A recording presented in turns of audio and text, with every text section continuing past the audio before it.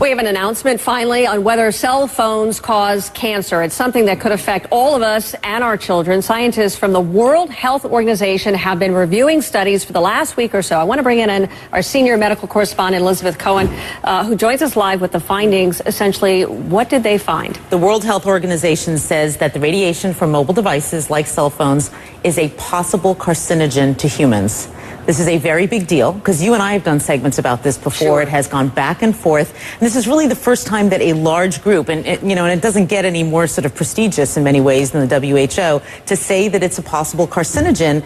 It puts it in the company of several other kinds of things. And so I want to tell you what it is, and I think that might give people an idea of what we're talking about. It puts it in the company of things like lead is also a possible carcinogen, according to the WHO, as well as engine exhaust and chloroform.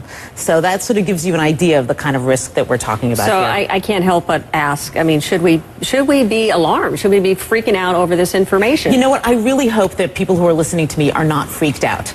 For two reasons. One, they won't do the right thing, and we'll talk about what the right thing is in a minute. And two, they'll panic, and that's kind of silly because all these years we've been on cell phones and holding them to our heads, which is what we're talking about as being bad. That's done. You can't do anything about that. And if you're on the phone right now, you don't need to drop it. You know, it's not that kind of a carcinogen. It's a kind of a carcinogen, or allegedly, possibly, that would build up over time. One phone call, doctors tell me, is not going to give you cancer. So what should we be doing? With this new information, what on earth should we be doing now? We are so lucky that there is something that we can do, because a lot of medical problems we can't, but we're lucky that there is something, and I am holding it in my hands right now.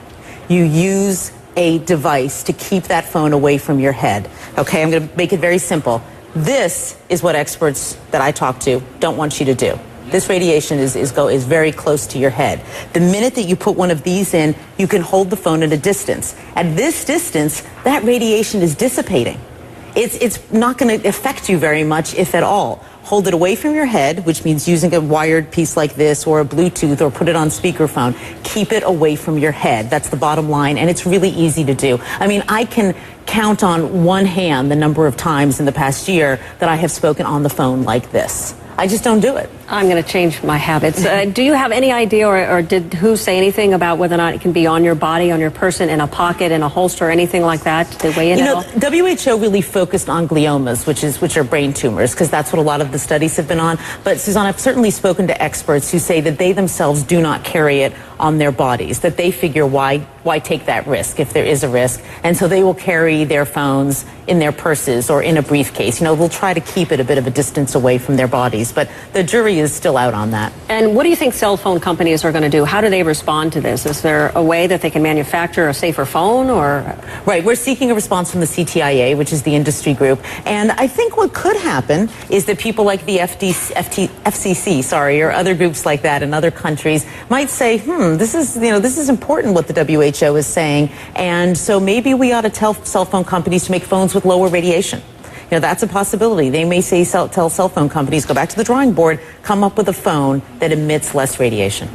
So bottom line, for those who are watching and who've wondered about whether or not this causes cancer, right, it's all about keeping it away from your head. Right. The WHO says possibly. So experts I've talked to say, why in the world would you take the risk? Keep it away from your head by using some kind of an earpiece.